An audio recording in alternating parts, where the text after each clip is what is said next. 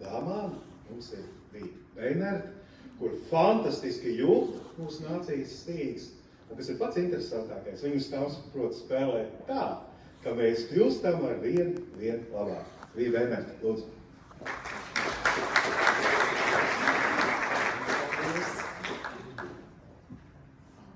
Pēc tāda pieteikuma ir grūti runāt. Pirmkārt, labrīt visiem, ar ko mēs vēl neesam klātienē sasveicinājušies. Un paldies Inesei, kas mūs ir pamudinājusi sapņot un savus sapņus pierakstīt. Un paldies Līgai, kas uzrunāja mani un lūdzu, lai es savu sapni par Latviju šodien jums izstāstu.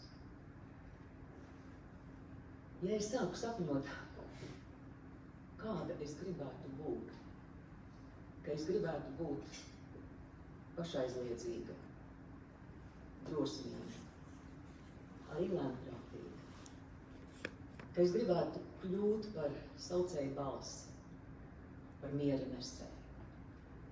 Tad sirds satriektībā es lūdzu Tēvs piedod. Piedod man manu nedrošību, piedod manu raizēšanos, darbojies tu manī, jo lai viss, ko es daru, ir sākts tavam vārdam par godu un tuvākajam par kalpojumu tavā mīlestībā. Es sāku ar grēku nožēlu, jo grēka nožēla ir pirmais solis ceļā pie Dieva, kas vienīgais zina, kā līko padarīt taisnu. Bet vai ar tautu un valsti nav līdzīgi? Cilvēks ir nācis šī pasaulē nevis iznīcīga, bet mūžīga mērķa labā. Nācis tā labā, lai atgrieztos no grēkiem, lai atzimtu garā un patiesībā, un lai ieietu mūžīgā dzīvībā.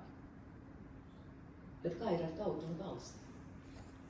Vai gluži tāpat kā cilvēka, tā arī tautas dvēsele nevar būt slima, apjukusi, apmaldījusies? Lūkas evaņģēlijā ir tādi Kristus vārdi. Vai jums šķiet, ka tie 18, uz kuriem uzkrita Zilavas tornis un tos nosita, bija vairāk vainīgi nekā visi pārējie Jeruzalemes iedzīvotāji? Un tad man ir jādomā par to, ka Latvijā reizēm kāda vētra aplauž vairākus tūkstošus koku, bet citviet pasaulē zemes